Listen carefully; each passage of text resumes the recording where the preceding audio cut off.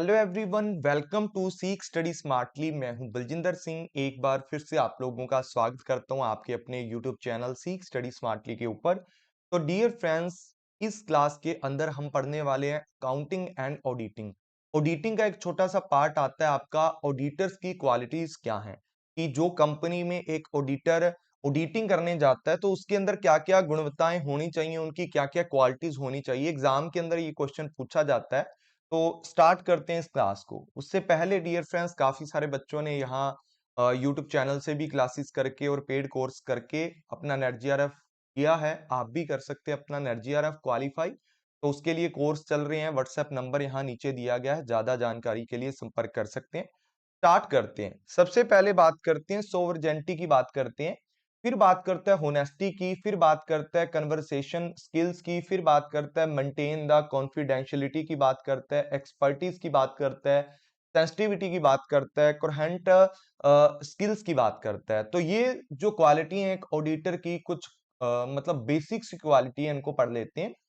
Sovereignty की अगर मैं बात करता हूँ, साफ प्रभुता की बात करता है कि जो ऑडिटर है ना, should not make his decision to the will of his client। कहते कि जो आपका ऑडिटर है उसको कभी भी अपने क्लाइंट की बात मानकर डिसीजन नहीं देना चाहिए। उसको पर्सनली जो भी उसके सामने एक कंपनी की फाइनेंशियल स्टेटमेंट आई हैं, उनसे तैयार की हुई रिपोर्ट ही सामने रखनी चाहिए, अपने एक्सपीरियंस के हिसाब से, कि जो चीजें फाइनेंशियल स्टेटमेंट के अंदर गलत हैं उनको सभी के सामने रखना चाहिए। तो पहला आपका ये क्वालिटी एक ऑडिटर के अंदर होना चाहिए। दूसरे नंबर पे बात करते हैं होनेस्टी, कि जो आपका ऑडिटर है, जो कंपनी की ऑडिटिंग करता है, वो होनेस्टी वाला होना चाहिए, मेंटेन करे, ठीक है ना, किसको, सिंसेरिटी को, वाइल ऑपरेटिंग हिज ड्यूटी। जब भी वो अपने काम करता है तो उसको ईमानदारी में रह करके अपने काम करने चाहिए। कन्वर्सेशन स्किल, यानी कि in the course of the managing a process of auditing, उसको बहुत सारे लोगों से बातचीत करनी पड़ती है। जितनी भी कंपनी के अंदर जितने भी लोग होते हैं, कंपनी पार्टीज और इसके अलावा आउटसाइड पार्टीज हैं, उनके साथ भी ऑफिसर पार्टीज हैं, या न्यूमेरियस ऑफिसर होते हैं या पार्टीज होती हैं जिनके साथ उनको बातचीत करनी पड़ती है। तो इसलिए एक ऑडिटर को एक अच्छी बोलचाल की, वार्तालाप की स्किल उनके पास होनी चाहिए, एक उत्कृष्ट वार्तालाप कौशल उनके पास होना चाहिए, बोलने चालने का उनको पता होना चाहिए। मेंटेन द कॉन्फिडेंशियलिटी, एक ऑडिटर को हमेशा क्या करना चाहिए, जिस कंपनी की वो ऑडिटिंग कर रहा है उसकी इंफॉर्मेशन कहीं पर भी लीक नहीं करनी चाहिए, ठीक है ना। The auditor should maintain the privacy of the books of account unless authorised by the client. भाई कोई भी बंदा उसको अगर फोर्स भी करे तो भी उसको किसी की भी बातें सीक्रेट है जो कंपनी के, उनको लीक नहीं करना चाहिए, ठीक है। जो भी कंपनी की फाइनेंशियल स्टेटमेंट है उनके आधार पर ही उनको क्या करना चाहिए, अपनी पूरी की पूरी रिपोर्ट तैयार करनी चाहिए। और क्या कहते हैं कि कोई भी बंदा ऑथोराइज पर्सन है या क्लाइंट है, उसको फोर्स करता है, इन्फोर्स्ड बाय द लॉ, ठीक है, वो अपने लॉ के अंदर रह करके कानून द्वारा लागू ना किया गया हो, मतलब जब तक उसको ये ना बोला गया हो कोर्ट के द्वारा कि बातें सामने रख, ये रिपोर्ट सामने रख, कंपनी की सारी कुंडली सामने रखो, तब तक आपको काम ये, मतलब सीक्रेट जो इंफॉर्मेशन है उसको सीक्रेट रखना चाहिए, कॉन्फिडेंशियलिटी के अंदर रखना चाहिए, गोपनीयता बना के रखनी चाहिए। जब एक ऑथोराइज पर्सन, यानी कि जैसे कोई मतलब सीआईडी वाला बंदा है या कोर्ट के द्वारा या लॉ के द्वारा बात बोली है, तब तक वो बंदा उन सारी बातों को गुप्त रखेगा। फिर बात करते हैं एक्सपर्टीज, वो बंदा एक्सपर्ट होना चाहिए, मतलब उसको अवेयरनेस होनी चाहिए बिजनेस के बारे में, कि बिजनेस की कौन सी इकोनॉमिकल कंडीशंस हैं, कौन से कॉन्सिक्वेंस हैं, ठीक है, लॉ के द्वारा, या कौन सी टैक्स लॉ है। मतलब कहने का मतलब है जो आपका ऑडिटर है ना, उनको ओवरऑल बिजनेस से रिलेटेड जितनी भी ब्रांचेज होती हैं, कंपनीज एक्ट है, पार्टनरशिप एक्ट है, इसके अलावा भी जितने भी आपके एक्ट रहते हैं कंपनी से रिलेटेड या ऑडिटिंग से रिलेटेड, या जो जो आपकी फाइनेंशियल स्टेटमेंट से रिलेटेड है, उन सारी चीजों की नॉलेज होनी चाहिए और जागरूक रहना चाहिए वो सारी चीजों के बारे में, ताकि वो आसानी से जितनी भी कंपनी की ऑडिटिंग है उसको सही तरीके से कर पाए। सेंसिटिविटी की बात करते हैं, the auditor has to deal with different person while performing his duty, कि जो भी आपका ऑडिटर है ना, जब भी वो अनेक प्रकार के काम करता है तो उसको भांत भांत लोगों के साथ, भिन्न भिन्न लोगों के साथ क्या करना पड़ता है, अपना काम करना पड़ता है या उनके साथ निपटना पड़ता है, उनके साथ डील करनी पड़ती है। He has to handle his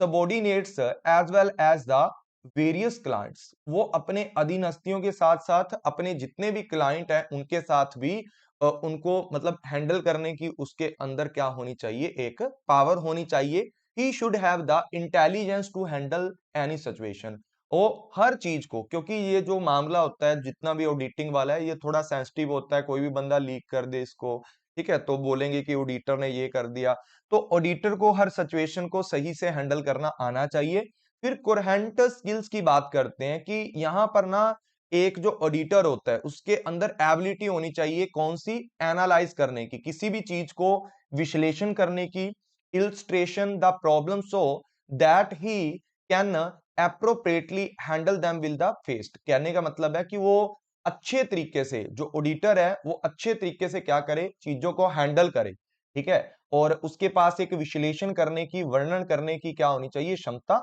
होनी चाहिए। फिर बात करते हैं क्वालिटीज ऑफ एन ऑडिटर। आगे भी कुछ क्वालिटीज हैं। पहले नंबर पे बोला गया है यहां पर कि an auditor need to be well, ये जो ऑडिटर होता है एक विस्टाइड होना चाहिए, यानी कि कहने का मतलब है उसको वाइडर नॉलेज होनी चाहिए, फंडामेंटल प्रिंसिपल की नॉलेज होनी चाहिए, हर ब्रांच की नॉलेज होनी चाहिए, क्योंकि ऑडिटर है कंपनी के अंदर सारे तरीके के जो अकाउंट है वो काम करते हैं। जैसे कॉस्ट है, कोई कंपनी प्रोडक्ट बना रही है तो वो फाइनेंशियल स्टेटमेंट उनकी, उसके साथ साथ जर्नल अकाउंटिंग जिसको फाइनेंशियल स्टेटमेंट बोला जा सकता है, कॉस्ट अकाउंटिंग है, इनकम टैक्स है, इकोनॉमिकली मतलब जितने भी कंडीशन है उनके बारे में। तो एक ऑडिटर है इन सारी बातों का ध्यान रखेगा, तभी वो क्या कर पाएगा, सारी चीजों के बारे में ध्यान रखेगा, तभी वो क्या कर पाएगा, अकाउंटों को प्रिपेयर कर पाएगा। अगर उसके पास ये नॉलेज नहीं है, ठीक है, उसके पास ये नॉलेज नहीं है तो वो अकाउंट ही तैयार नहीं कर पाएगा। और साथ ही साथ जो एक ऑडिटर होता है ना, उसको latest development in the accounting technology, उनको साथ ही साथ जो नई तरीके की अकाउंटिंग मेथड चल रही हैं या टेक्निक्स चल रही हैं उनका भी ज्ञान हो, ताकि वो अपने वर्क प्रोसीजर के अंदर उन चीजों को मॉडिफाई करके आसानी से अपने आंसर निकाल पाए या एक ऑडिटिंग रिपोर्ट तैयार कर पाए। ही शुड नोट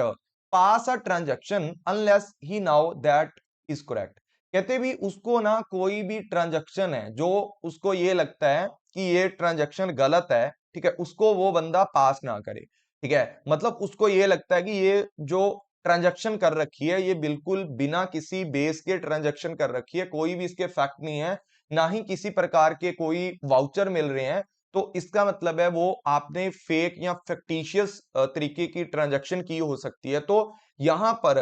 ऑडिटर है उसको ये चीज जब पता लग जाती है तो वो किसी भी ट्रांजैक्शन को पास नहीं करेगा, और ये तब कर पाएगा जब उसको प्रिंसिपल ऑफ अकाउंटिंग की नॉलेज होगी, ठीक है, यानी कि वो अकाउंटिंग के प्रिंसिपल्स के बारे में अच्छे से जानता होगा। He should be able to grab quickly the technical detail of the business whose accounts, कहने का मतलब यहां पर ये है कि एक ऑडिटर को टेक्निकल डिटेल है जो बिजनेस की, अकाउंटिंग की डिटेल है, वो उसको बड़े आराम से या जल्दी जल्दी आ जानी चाहिए उसके समझ में, ताकि वो अपना ऑडिटिंग का काम है वो स्टार्ट कर दे। तो एक ऑडिटर के पास टेक्निकल डिटेल को समझने के लिए थोड़ा माइंड होना चाहिए, ताकि वो सारी चीजों को ग्रैब कर पाए, जिससे क्या होगा, वो अपने काम को स्टार्ट कर पाएगा, कंपनी के अंदर जाकर के ऑडिटिंग के काम स्टार्ट कर पाएगा। फिर आगे बात करते हैं, he should be prepare to seek,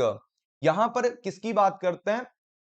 कि टेक्निकल क्वेश्चन, मतलब अगर मैं बोलूं तो उसके पास कुछ टेक्निकल क्वेश्चंस होते हैं, मतलब कई बार ऐसी चीजें उनके सामने आ जाती हैं जिससे उसको डरना नहीं चाहिए, ठीक है, उन सारे प्रश्नों को स्पष्ट रूप से पूछना चाहिए, और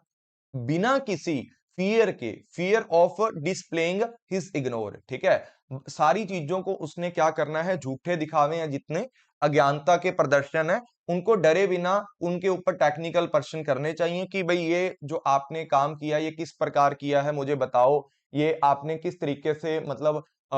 फाइनेंशियल जितनी भी स्टेटमेंट होती हैं उनको पूछा जाएगा और देखा जाएगा कि ये जो आपने ट्रांजैक्शन किया वो किस बेस पर किया है, ये बात आपसे पूछी जा सकती है। उसके बाद बात करते हैं, ही शुड बी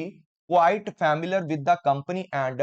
जो भी आपका मर्सेंडाइल लॉज होते हैं, मतलब व्यापारिक जितने भी कानून होते हैं उनके साथ उनकी थोड़ी ना थोड़ी बातचीत होनी चाहिए, यानी कि वो परिचित होना चाहिए उन सारी चीजों से, जितने भी कंपनी या मर्चेंडाइल यानी कि व्यापारिक कानून है या कंपनी के कानून है, जिससे कि वो अपनी ऑडिटिंग के अंदर बहुत अच्छे तरीके से काम कर पाए। वो टैक्टफुल एंड क्या होना चाहिए, साथ की साथ टैक्टफुल एंड स्क्रूपुलिस होनी चाहिए उसके अंदर, स्क्रूपुलिस होनेस्टी होनी चाहिए उसके अंदर। कहने का मतलब ये है कि वो बंदा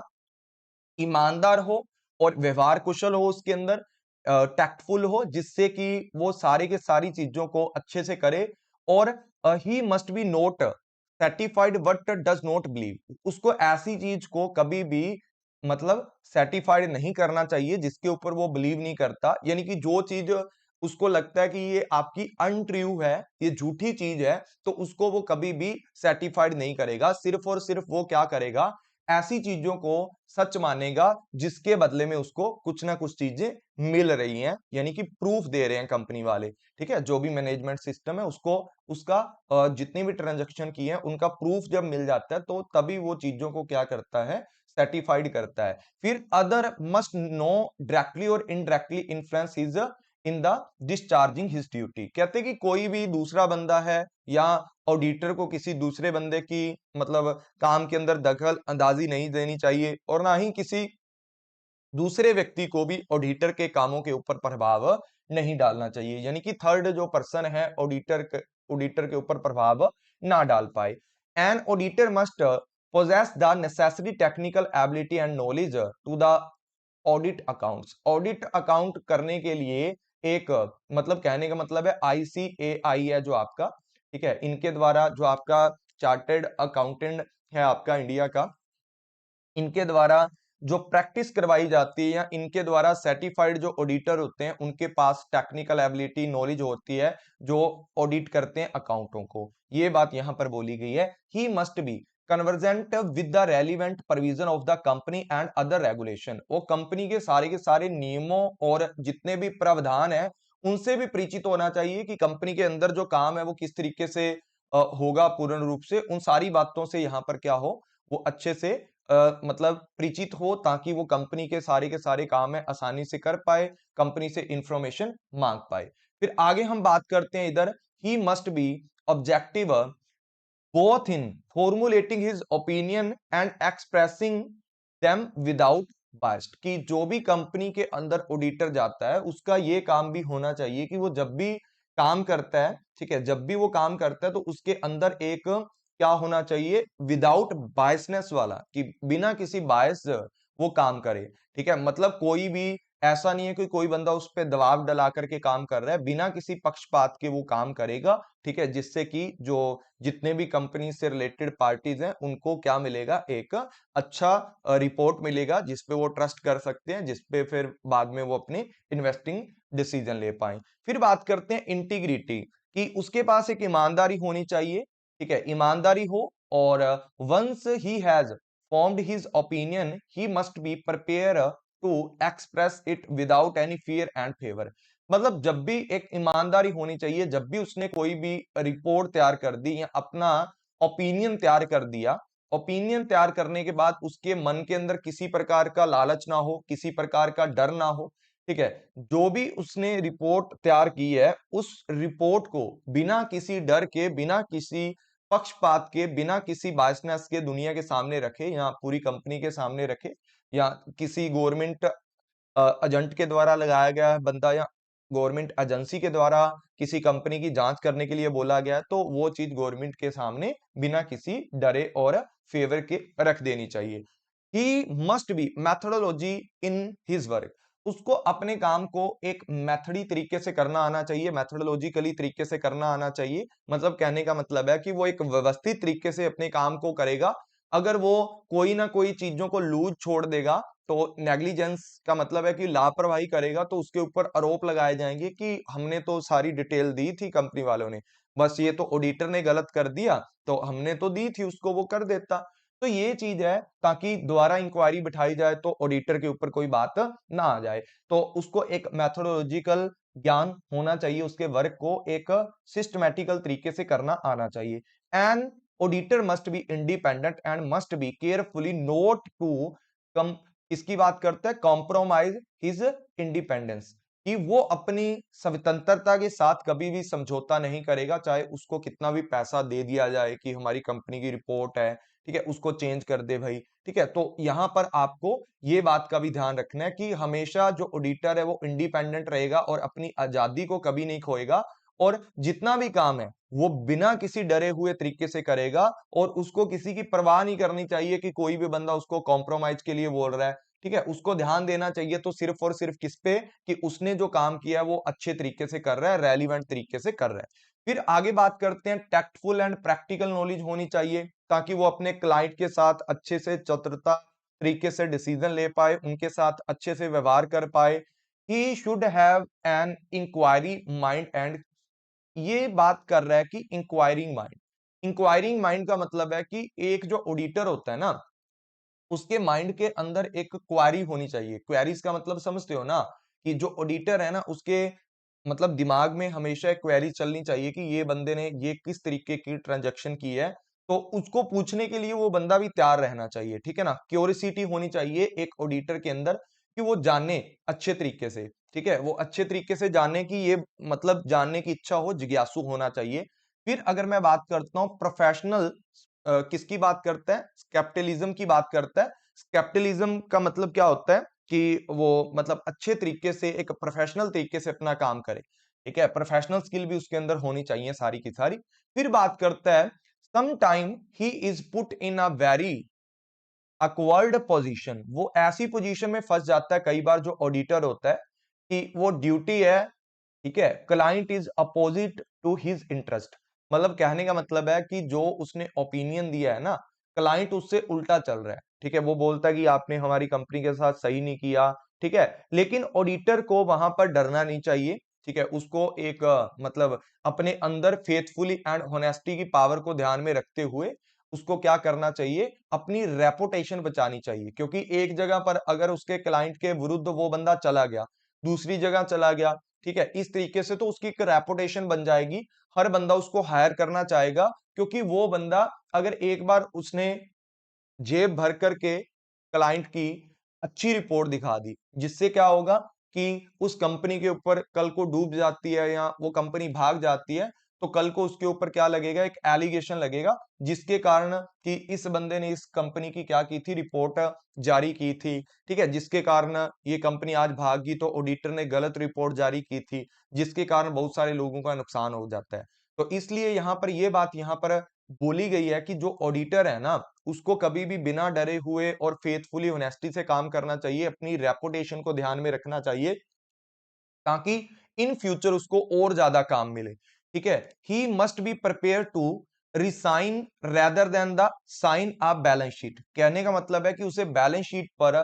साइन करने के बजाय इस्तीफा देना चाहिए। कहने का मतलब है रिजाइन करना चाहिए रेदर देन द साइन, अगर उसको ये लगता है कि ये बैलेंस शीट के अंदर which he now does not exhibit a true and fair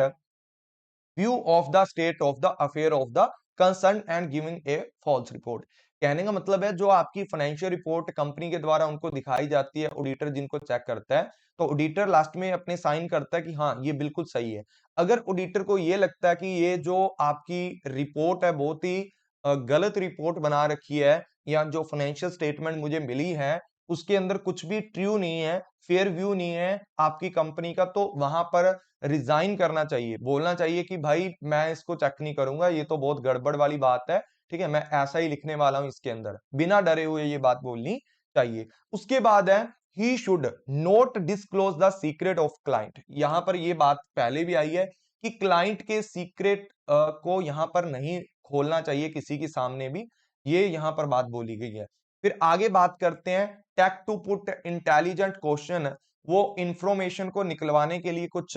जानकारी लेने के लिए कुछ बुद्धिमानिता प्रश्न पूछ सकता है कंपनी के लोगों से, ठीक है। He must not adopt an attitude of suspicions, कहने का मतलब है कि वो संदेह का रवैया, ठीक है, मतलब ऐसी चीजें हैं जहां पर डाउट का रवैया नहीं रखना चाहिए उसको कभी भी, ठीक है। अगर डाउट है उस पे भी साइन करे जा रहा है तो फिर तो ऑडिटर की गलत बात है, ठीक है। यहाँ पर क्या करना चाहिए, जब तक उसको लगता है कि ये चीज सही नहीं है तो तब तक वहां पर सिग्नेचर नहीं करने चाहिए, ये बात यहां पर बोली गई है। He must be prepare to hear argument and must be reasonable, कि उसे सामने वाले के साथ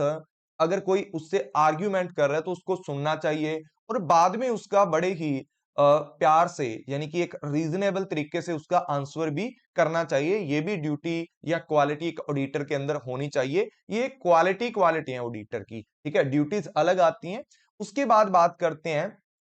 यहां पर कि ही मस्ट बी, यहां पर क्या होना चाहिए, उसको सतर्क रहना चाहिए, मतलब एक